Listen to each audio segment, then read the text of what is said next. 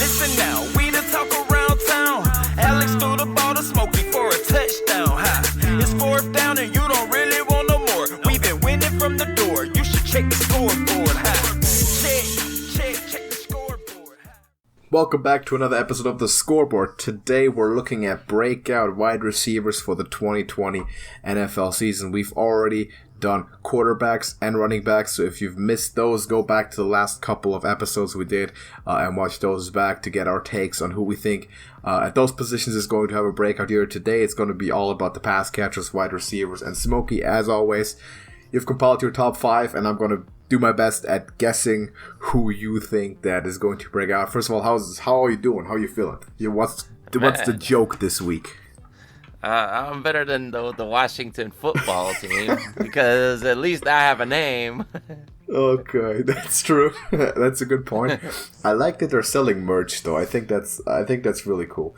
I think a lot of people are actually going to buy it, ironically, and then whenever they have a real name again, they're going to buy that too because then they're fans of it. So yeah, the whole thing is probably like 30 years down the road, those things will sell for a lot of money.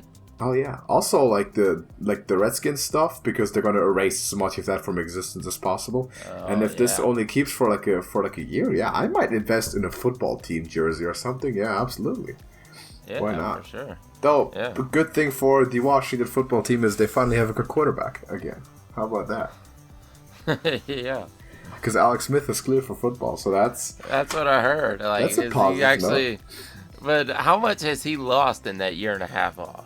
We'll see. Can he be really? Is he going to be worse than Dwayne Haskins? How much do you lose? It's tough to gauge. He's probably not going to be like on the Joe Flacco level. I think he can still start because he was never bad. Like, he was always a quality starter, as above average player, and that's really that's a lot in the NFL. So if he's able to play, he's fully cleared. So it will definitely be cool to see that because just goes to show the progress too of the medical field. Because this is the same injury that Joe Theismann had, and he was done. He broke his leg, he was done. That was the end of his career. And for Alex Smith, like two years later, and he can play, definitely be cool to see. I wouldn't mind that at all. But we'll get to that when we get to that one. Maybe you'll have a certain receiver for the Washington football team, quite possible, on your list today. I feel like there's a name that really wants to be on that list potentially, but we'll get to that. So you have your top 5, right? Yes, I do. You want me to guess right away? Like, at least a couple names? I don't think it's going to be as easy as you think it is. You don't think so? Because, like you just mentioned, Terry McLaurin. Yeah. I do have him as, like, an honorable mention. Okay. I don't have him in the top 5. All right. So. And you're probably going to bring up Mecole Hardman and Cortland Sutton, but. I might have brought up Sutton, yeah. They're all 3 of those guys are in the honorable mentions. Okay, I'll name 2 names that I'm pretty sure are on your list. Yes. And I'll tell you why. So the first name is Calvin Ridley, right? Because he's a Falcon, so obviously he's going to be on your list. And obviously, there's no question. And the other one is Will Fuller, because DeAndre Hopkins is gone, and you think Deshaun Watson is Jesus. So he's going to need a new number 1 receiver, so Will Fuller will be probably even in your top 3. And I wouldn't be surprised if both of them were on. All of that you just said right there is 100% factually correct. There we go. All of it. Yes. There we go. Not surprised. Yes. I can fill up the list if you want to. I can give you 3 more names. Just take a shot. You're trust my luck. All right. Let's go Deebo Samuel, Hollywood Brown, and AJ Brown. Oh, not bad. I kind of feel like I didn't put A.J. Brown on here because I feel like he kind of broke out in his rookie season. You could argue it did. Yeah, you could argue it did. That's always the question, right? Like, what do you consider? Do you consider DK, Metcalf, like those kinds of guys, DK, Deebo, A.J. Brown? Do you consider them already broken out or not? Yeah, exactly. And Deebo, same thing. And, with his injury, even if you don't consider him breaking out this past season, then it's kind of up in the air. I'm sure he will come back and play for the majority of the season, but he might miss a couple games, though. It's not clear, but he might miss the season opener. That is true. Mm-hmm. But all right, let's hear it. What's number 5? Let's get into it. All right, number 5 happens to be Darius Slayton of the New York Giants. Now, this one is probably not expected by most people. I don't think I've seen anyone who's even considering Darius Slayton as a breakout this season, but I do, because I really believe in Danny Dimes over there, and he's going to be extremely pass heavy this year. And who else do they have? I mean, they have Sterling Shepard, who is supposedly the number 1, but I guess, Darius Slayton drew 84 targets last year, 48 receptions, 740 yards, 8 touchdowns. Now, that was the highest production per target that is on the entire list. Yeah, or at least per reception. Let's see. No, I think that's per target, actually. That is a pretty good stat. Yeah, you dug deep with that one. I would not have probably expected that. I might have not even had him in my top 10 for guessing your list. But I like the idea. And by the way, if you don't believe how much Smokey likes Danny Dimes, go back to the quarterback video 2 weeks ago, or 2 episodes ago, and watch that one. He was pretty high ranked on that list without taking away too much. And he is very good. I like him too. You had to talk me down on him, though. Yeah. But I replaced him with Drew Lock. Well, Drew Lock's going to be great. And that was the problem with Cortland Sutton, is that we don't know who's going to actually be the number 1. Is it Cortland or is it Jerry Jeudy at this point? Well, they're gonna. I mean, you typically have 2 receivers on the field, right? There's not a big disadvantage even. I think they're going to be a great tandem. It's going to be a good situation. They could be. He could be the Chris Godwin of the situation there, you know, and just like Calvin Ridley to Julio this season. Exactly. Yeah, you got your big guy, perimeter guy, and the route runner underneath. And those combinations tend to work out pretty well. Yeah. Oh, yeah. Well, you got the superstar drawing double coverage, and then, it leaves one-on-one for the other guy to... You have a lot of teams... And this trend, by the way, started... It really started with the Lions with Megatron, but it really started after the Falcons' record season when Shannon was there, with Julio and Mohamed Sanu. And people you see all over the league, people are structuring their teams after it. You saw Robbie Anderson, Quincy Enunwa with the Jets. You saw now DK Metcalf and Tyler Lockett with the Seahawks. And it's happening all over the place. You saw the... But it might have been the exact same year when the Eagles picked up Alshon Jeffrey. It might have literally been after that Super Bowl to pair him with Nelson Aguilar. Yeah, it was the next season. Yes, it's happening everywhere, and people really like that type of combination, and it's working. It's working quite well. Oh yeah. I mean, Will Fuller and DeAndre Hopkins. Yeah, speedster and perimeter guy, exactly.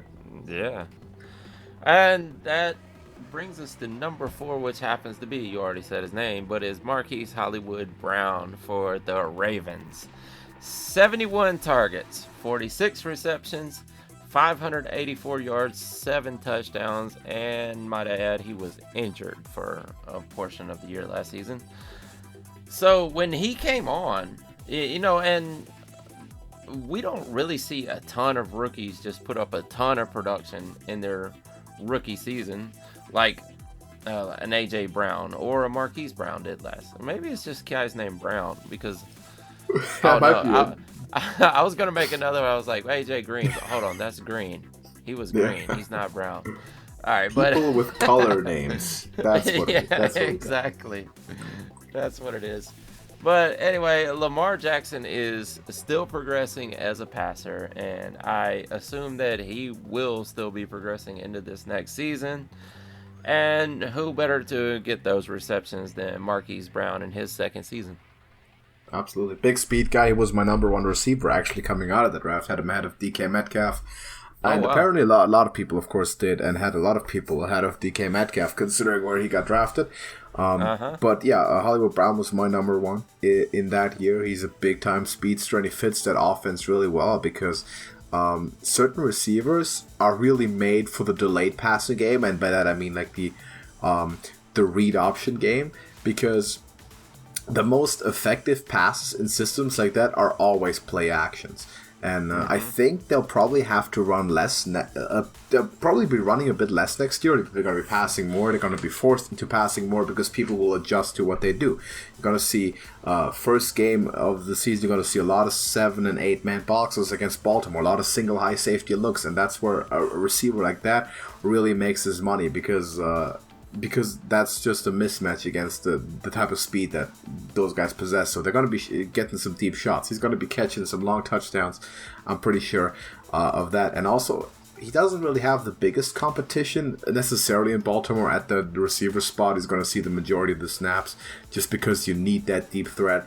Those strong safeties they like to play so close to the line of scrimmage these days. You see so many of the big nickel packages popularized by Seattle.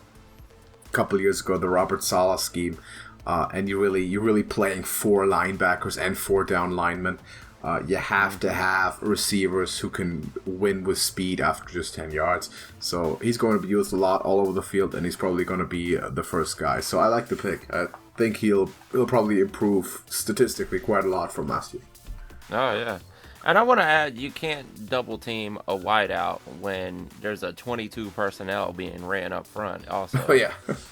Exactly. And you have the fastest quarterback and the most dangerous running quarterback in the league. Exactly. It's almost like a triple option offense almost. But anyway, number 3, and you mentioned him earlier also, Will Fuller. And Will Fuller, well, let me go ahead and give his stat line. 71 targets last season, 49 receptions, 679 yards, but only 3 touchdowns.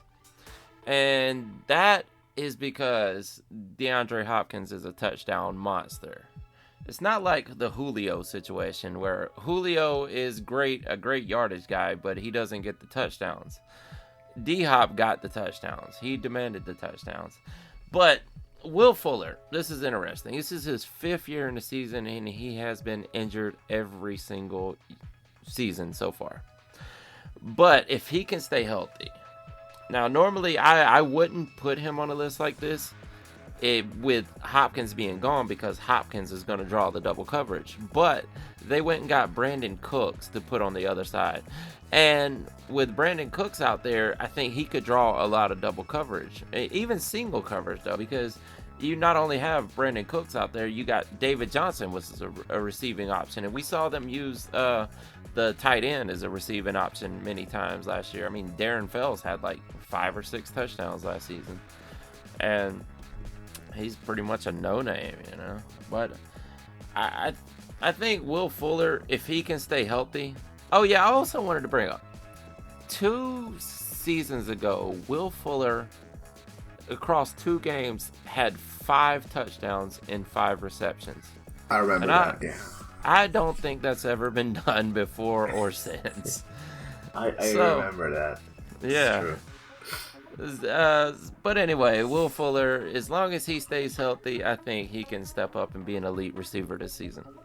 I agree with that. I'm actually surprised he's only number 3. I feel like he's the most obvious pick out of this list because, of course, the big number 1 receiver is gone, and he's kind of automatically going to be slotted into be that next main target. But you mentioned, of course, Johan already. With that comes the coverage focus. The coverage is going to be shifting towards the number 1 guy, and with Hopkins of the field, there's a lot more wiggle room and a lot more of that attention of those free safeties and the deep third safeties shifting towards Will Fuller, because of course he's going to be the speed guy and the deep ball guy, the dangerous one in that offense.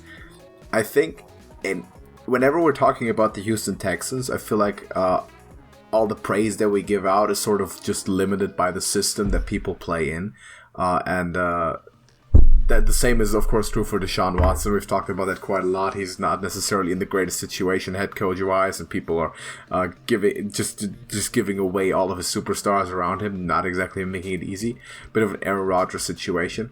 But I think the offense is probably going to be largely effective for next year. Again, their best player is gone, and it's going to cost them quite a bit. I don't expect them to be as strong as we've seen them over the last few years, not as explosive in the passing game, and they're going to have to rely on being able to run the football better. But Will Fuller seems like a very good pick to me. I think his stats are definitely going to explode. He's also going to be looking for a payday at some point because he's been playing second fiddle for a long time. Mm-hmm. And this is a big opportunity for him to step up and get those double-digit touchdowns, those 1,000 yards receiving, and establish himself. So I like the pick. Yeah, this is his 5th-year option year, so he's got to get paid after this one. So this is probably, make or break season for him. Now I'm curious to see, though. You have, obviously, Calvin Ridley because he's a Falcon, but who's the other guy? Well, Calvin Ridley. Let's go to Calvin Ridley second. He's number 2. Okay. 3rd year in this offense. And did you realize that last year the Falcons were the most pass-heavy offense in the NFL?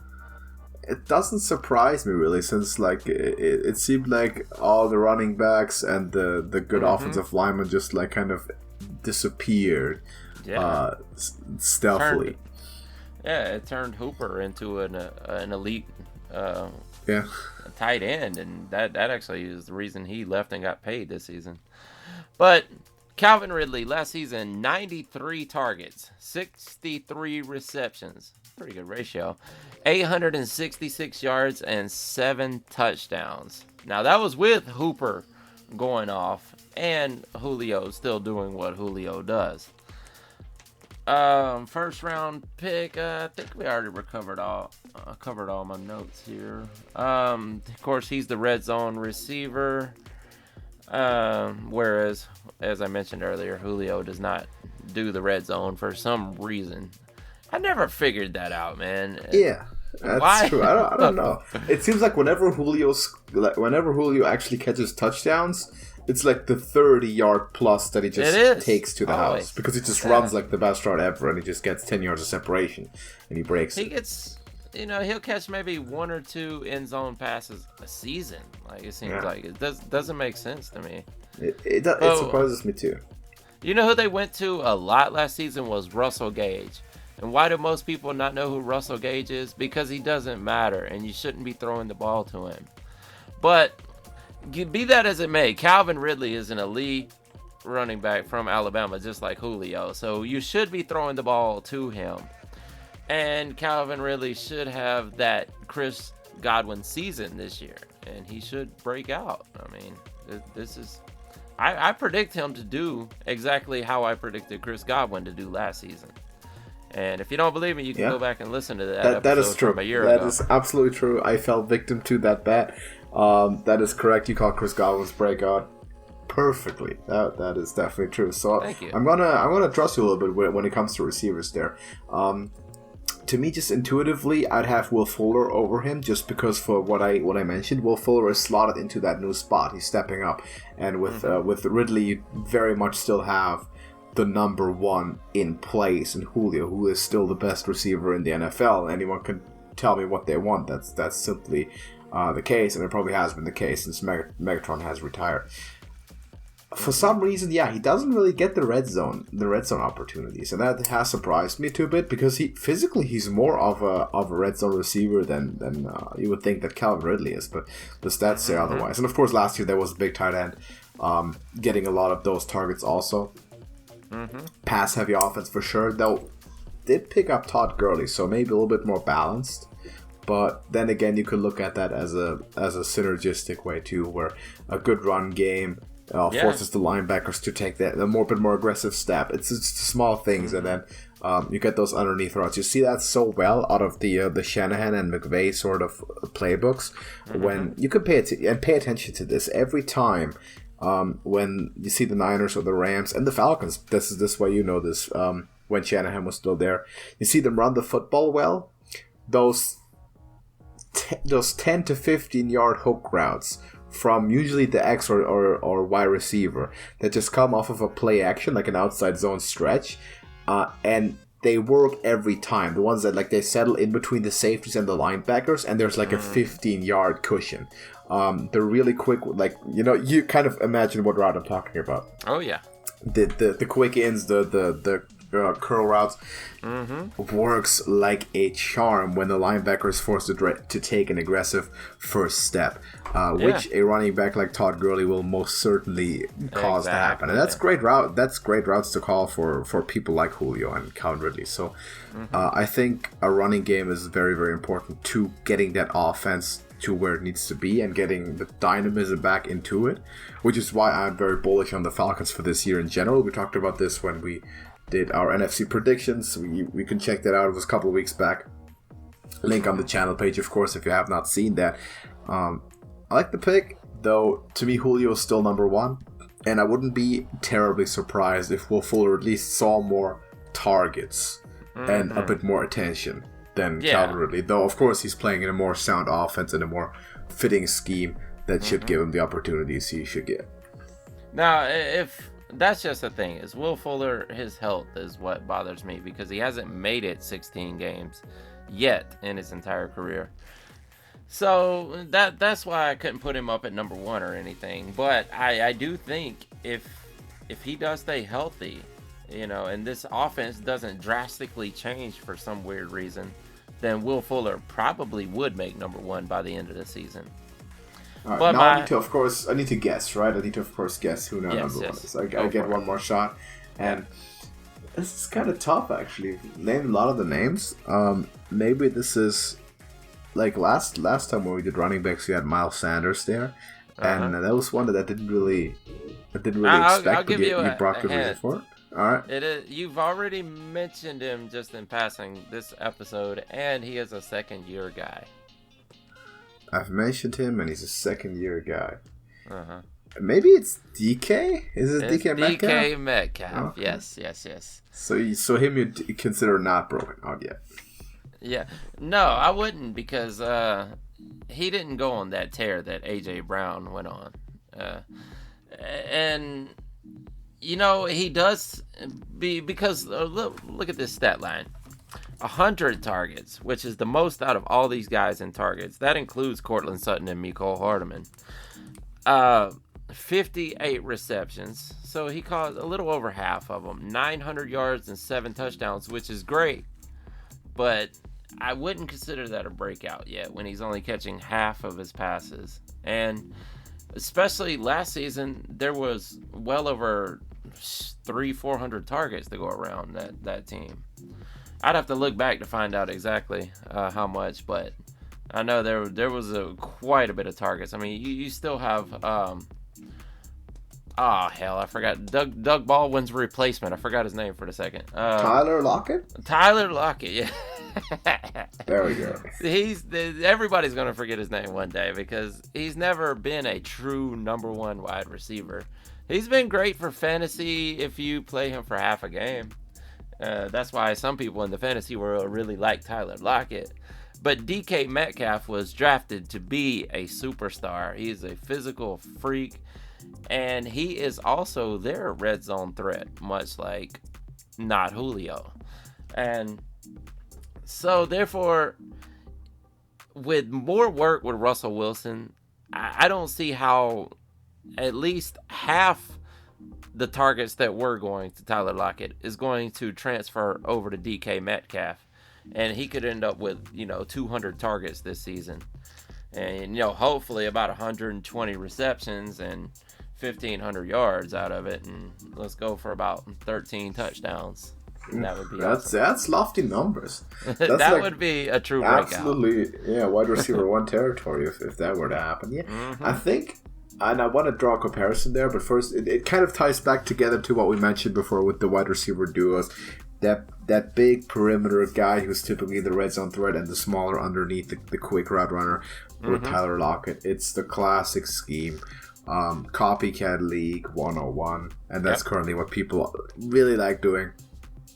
But the difference is DK is more of the Mike Evans and the Julio guy rather than the Calvin Ridley, Yeah. Or the I mean Julio is supposed to be that guy. For some reason it just doesn't translate to red zone targets. Calvin Ridley is supposed to be the route runner. Or the underneath guy. But of course you like people who can do both, and then they can both do both, which is also why they're probably one of the best receiver duos in the NFL, talking about the Falcons. I want to compare this situation to the Packers, though, because it seems to me like this is sort of what the Seahawks are developing into over the last few years, where the defense just gets shoddier and shoddier as people retire and get replaced. And then now Jadeveon Clowney is gone, and you really know what's going to happen with him. Yeah. Still a free agent, still unsigned out there. And kind of Bobby Wagner is the only guy who's still there from a strong defense. But you're building around a centerpiece, Russell Wilson, comparison to Aaron Rodgers, very similar players. And your team's never going to be terrible.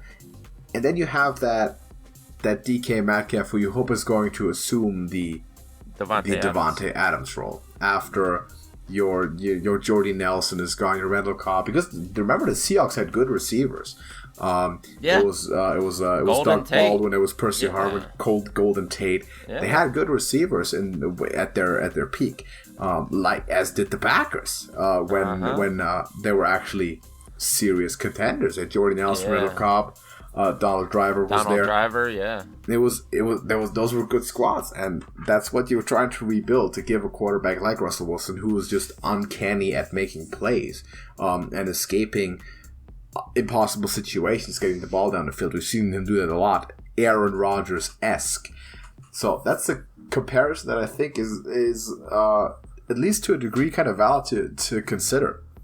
And if DK is going to be that kind of player and does actually take a reasonable step forward, I don't think the numbers you mentioned are necessarily too out of reach. And I'll be curious to see if it happens. I'm not curious to see it happen because, I don't want the Seahawks to get too strong again. I was kind of hoping it's going down now because it's happened for too long. It's about time we kept that division unlocked for a while. But yeah, I like the pick. I can't say I don't. It's a bit of a debate for me whether I would consider DK as already having broken out in his rookie season, because he was certainly pretty good. But typically with the breakouts, we consider second and third year players, and then there's Will Fuller, who probably combines for about a year of play with all his injuries so far. Yeah, and definitely still belongs on the list. But hey, you can ask Devontae Parker. The fifth-year breakout is real. Yeah, it's true. Or Adam Thielen, too. There was a lot of people. Yeah, there you go. A lot of people took a while. So, yeah, it's a good point. I like the picks. I think you can put some of them in any order. Darius Slayton is definitely one of the out-there ones, but a receiver is a position of question for the Giants. And if the projected surge of the New York Giants comes to be, and they're looking at a positive record and actual, being a good team again, a lot of things have to come together, and the emergence of a true number one dangerous receiver is one of them. And I guess he's in prime position to be that guy if it were to come that way. It's a bit more of a stretch, but that's of course how it is when you have to pick 5 people. Well, Golden Tate's been playing out of the slot, and he is aging fast. I mean, we just talked about his time with the Seahawks, and that was a decade ago or more.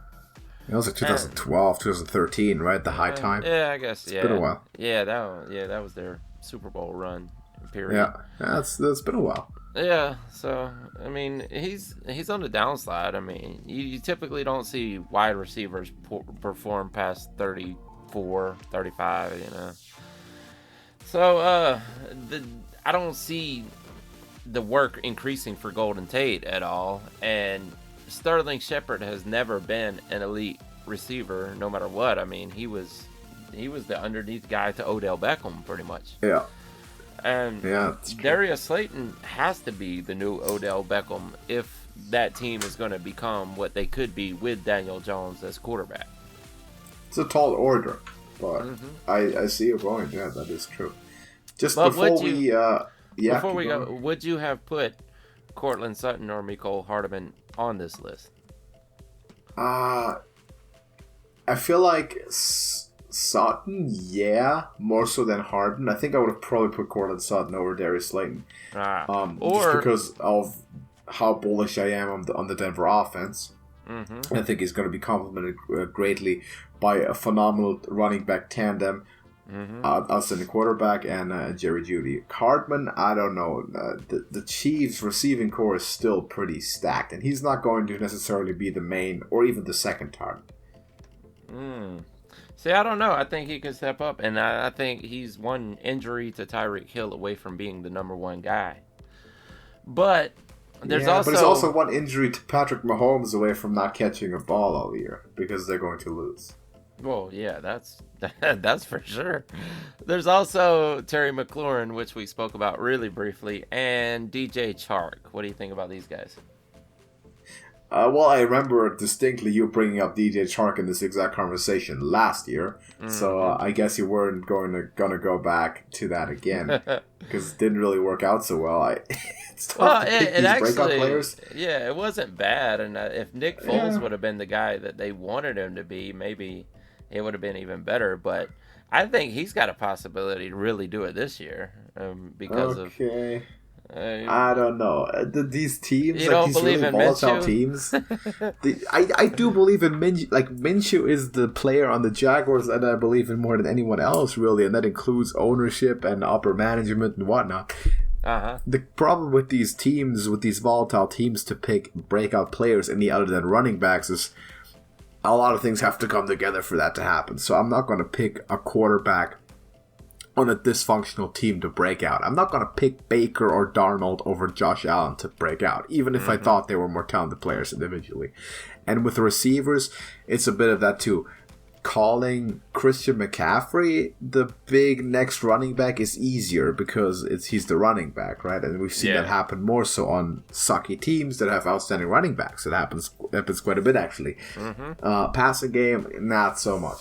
So I would look at more functioning teams that I know the system fits, where I believe in the quarterback and I believe in the play calling, and that to me would be Denver, probably above most teams, definitely above the Giants, and Atlanta to a degree because the talent's there, but Denver certainly over Jacksonville, and I think Mecole Hardman has a lot of talent in front of him. I think he's only got one guy, and that's Tyreek Hill. I don't know about Sam. Travis Kelce too. He's eating some. He's eating some receptions. He's gonna eat targets, that's for sure. But I was thinking strictly from the pass catchers. You know, you got from the receivers. Yeah, I think he's above Sammy Watkins at this point. Yeah, I guess so. It's a bit of a rotation there too, because a lot of people fill very similar roles in that system. He's a candidate. I wouldn't necessarily put him on my top 5 though, but he definitely will keep him in mind for sure. Now, before we get done with the show, I want to just bring up one thing. Of course, they're currently releasing the NFL Top 100 Players of 2020, and they're doing it differently than the last years. Last years they would release them weekly in batches of 10. Now it seems like they're dropping them all at the same time. They've released batches of 30 on back-to-back nights, and this is recorded on the night of July 28th, presuming that the next 30 will drop tonight and then the final 10 will drop the day after. So I'm not sure how relevant this will be once the show is actually out, but just quickly, top 10, or more importantly top 1, will it be Patrick Mahomes, or did they get it wrong? No, I mean, I don't think there's any other option at this point than Patrick Mahomes at number 1. I mean, it could put Lamar there. I'm scared they put Lamar. I think Lamar's in the top 10. But I don't know. I mean, Lamar got slighted on the Madden rating. So I know it's two separate entities. But I don't think the football world still sees Lamar better than Patrick Mahomes. You know, no, maybe it's just voted on by the players. In fantasy football, you know, there's a lot of analysts who would pick Lamar over Mahomes. Yeah, I can see that. But yeah, I think the rest of the entire NFL world takes Mahomes first. No. I like this list a lot because it's voted on by the players and not by some analysts. So these lists usually make a lot of sense, and they actually are a lot more legit to me than many other lists I see. So I hope the players got it right. They don't believe the hype as much or didn't buy it too much, and they put Mahomes at his rightful spot, which, by the way, he has been number 1 so far, if you remember. I think last year was Aaron Donald who was actually number 1, which is rare for a defensive player. Yeah, but ranked by players, anything can happen. 2 seasons in a row. Did he make it twice? I don't even remember. It might have been the season before that. I don't even remember. Yeah, I know he was 2 seasons ago. And I was thinking he was last season also, right? Last season he was, yeah. Yeah. That season he was number 1, I think. I'll have to go back and look at that, actually. I want to start an argument with you, though, right now. Okay. Jimmy Garoppolo, number 43? Really? Yeah, I think... in a vacuum it's pretty decent. What kind of squeaked me off a bit is that he's only 2 ranks ahead of Dak Prescott, who did nothing close to what Jimmy did, but it's the Cowboys, I guess. So if Dak, the thing is, if Dak is 45, then Jimmy should be 20, and if Jimmy's 43, then Dak should be 60. But that's the way it goes, right? People like to pick the Cowboys. And what do you mean? It sounded like kind of you're criticizing it, as in he's overrated, which he's obviously not. Only quarterback in the league who was top 5 in completion percentage, yards per attempt, and passing touchdowns. The only one in the league, top 5 in all those 3 stats. So that goes for something. Okay. Team goes 4-27 without him. First full season as a starter in the NFL. Takes one of the worst teams in the last 5 years to the Super Bowl, and finishes with the second best regular season record in the NFL, and all of those elite stats. For all intents and purposes, Jimmy Garoppolo has performed as a top 5 quarterback in the league, and I wouldn't even put him on this list talent-wise, but that's how he has performed. So him being ranked on the list and in the top half of the list by the players doesn't surprise me, because I think he gets a lot of flack for the same reasons that in past other quarterbacks have gotten flack, because the running game is good, right? And they're getting carried by a run game, and the team runs a lot, thereby they can't be good. Well, the Ravens run a lot, and Lamar Jackson just won MVP because he's part of that running game, right? Mm-hmm. But the Shanahan system is very synergistic, and everything that's happening is built upon each other. Every player has to contribute. Yeah. And Jimmy Garoppolo is not the kind of quarterback. This is not Peyton Manning in his last season getting carried by everything around. Well, yeah, I'll give you that. This is average, Tom Brady, Peyton Manning, with a good team around them. They're excellent. They can run the offense to perfection like a machine. That's the role that he's filling. But so him being on that list. I've seen both of those guys be down, though, and put the team on his back and carry them back to victory. I haven't seen Garoppolo do that yet. Well, go back to 2 years ago whenever the Niners traded for him, and then look at literally every game he started. They brought him in. Next Sunday he started. Look at the last 6 games that he started. Yeah, watch the whole season. The team did turn around at that point. But and it was 3 seasons ago, actually. But but yeah, because he got injured at the very beginning of the last season. Yeah. But completely turned around. They're 4-27 without him. They're what? 19-3 with him. And I'm not saying there's a correlation. There's a correlation between success and Jimmy Garoppolo. And I'm not saying he's a bad quarterback. I just think he's middling somewhere. I also want to take issue with. Now I love this guy. Number 69 is Larry Fitzgerald. Really a nice guy. One of the best guys in the entire NFL. Is he still really the 69th best player at age 36 or 7 or whatever he is? So I have an even more intense example of the phenomenon you're describing. Look at J.J. Watt. He was, I think, in the 40s. What, 40, 45? Uh-huh. He missed half the season last year. Exactly. He's on there because his name is J.J. Watt. Mm-hmm. And yes, Larry Fitzgerald is on the list in part because his name is Larry Fitzgerald. Yes. But he's still the number 1 receiver, and he's still performing. And he had 0 not anymore. drops, right? I mean, now the D-Hop is the number 1 receiver. You know what? Look for Larry to still have a good season. And I mean, he had 0 drops. He's the most reliable guy. He scores the touchdowns, and given the age that he's at, he's still performing. Yes, he's on the list because he's done it for 15 years. Yeah. Absolutely. And you know that probably Tom Brady's going to be on the list too. Oh, yeah, I'm sure. He's going to be on the list. He should be on the list.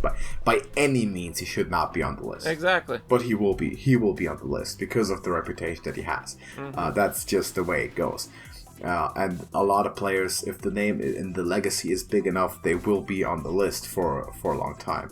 J.J. Watt, I think, 3 years ago or 2 years ago was on the list when he missed all season. Pretty much, he got hurt like week 2. Exactly, yeah. And he was still on the list. Same goes for Adrian Peterson 2-3 years ago. I think he made a top 10 after getting injured, right? Might have been. It was something ridiculous.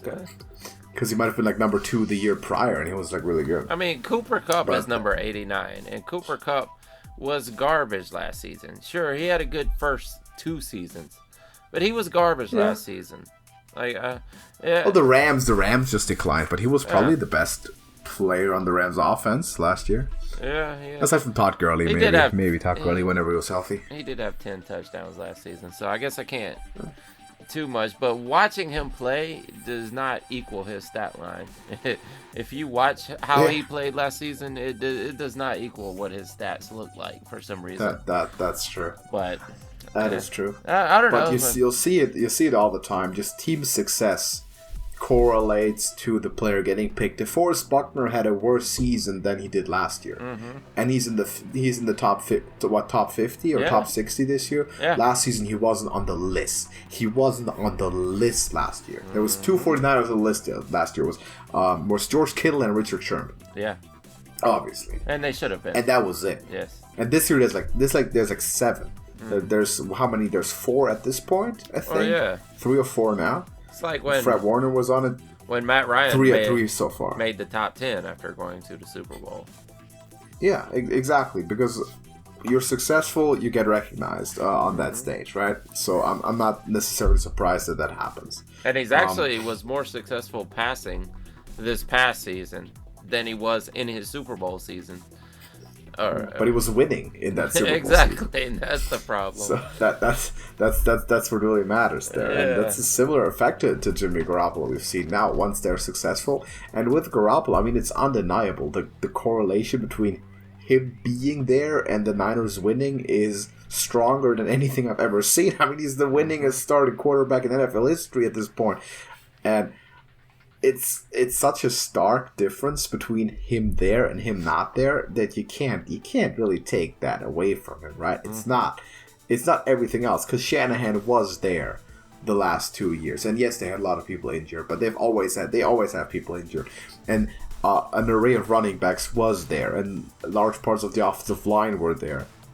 Large parts of that defense was there. Of course, they all were a year younger. Fred Warner was a rookie, and Buckner and Solomon Thomas came in as younger players, and Akella Witherspoon. All those guys are like younger players, and because they have an entire defense of the same generation that just with one more year made the jump from nothing recognizable to phenomenal all of a sudden, because it was so many players at the same time. You can't take the credit away from Garoppolo for all those. Like, the statistical indication of his importance to the success is undeniable. So he should absolutely be on the list. He should be way ahead of Dak Prescott. He's not, but that's for the players to decide. I think people like Dak a lot more than they should. That's the way it goes. It's the Cowboys. We'll see who's on their couch next January and who's playing. And I think that's what's going to be important to show that off. It's the team, man. It's the team. I mean, for one, he's got one of the best O-lines in football. But other than that, it's the team. He plays for the Cowboys. I was just talking about this with a coworker today that, it's not really Roger Goodell that runs the NFL. It's Jerry Jones. Jerry Jones has the most power in the NFL, bar none. I think I could argue that like a committee of like 2 or 3 owners, including him and Robert Kraft. They're certainly the NFL mafia, right? They're running a lot. Exactly. So that is true. If he wants his quarterback in the top 100, he gets his quarterback in the top 100. Oh yeah, and he wants him in the top 100 yeah, for sure. He wasn't on the list last year, actually. I think Dak was there his rookie season. He wasn't on the list last year. Oh, did he drop out last season? Huh. Yeah, he was there his rookie year and then just this year, but he wasn't there in between. So he did have a better season, of course, than he did the year before. Yeah. Well, the year before was the Eagles' year. Yeah. Yes, exactly. Not to the same point where he should be ranked, where Jimmy Garoppolo is ranked. Yeah. But we'll just give it a year. That Josh Allen is the first Bills quarterback to ever make the top 100. Really? Yeah. That doesn't surprise me somehow. You would have thought. I mean, They weren't doing the top 100 back during the Kelly days, huh? Yeah, that's true. I don't know how long they've been doing it. Probably like 10 years or so. Yeah, I guess that's why. I'm not sure. I remember like when Adrian Peterson was like in, I think, number 1 or something. Oh yeah. That was like the starting days of doing it. And I love this list, by the way. It's like the best thing in summer, like June, July around. That's when that list comes out. It's like the best thing because that's during the slump when baseball's just kind of starting and it's not very interesting. It's not very interesting yet, so you have to have something, and that's I do like the list. I'm curious to see what happens. Maybe to some of the viewers, the list is already complete by the time you're watching this. So in that case, let us know your opinions on that in the comments, because of course we'll be watching it too. See if George Kittle finally gets his recognition as a top 10 player. Last time we of course predicted that. We had our top 10. I had Kittle in the top 10. He did not get in the top 10. Should have been in the top 10. Record-breaking seasons all the way around. But at least he is the highest rated tight end in Madden, even though he's only a 98, which is disgraceful. He is at least the number one rated, so that is something. But remains to be seen what they do. Maybe if something super egregious happens over the next few days, we'll get back to it next week or in the next show and talk about that again. I'm sure we'll find a way to do that. But do you have anything to add for this week? I think that's it. Alright, so discuss the breakout wide receivers and the NFL top 100 list in the comments, and we're going to see you in the next one. Deuces.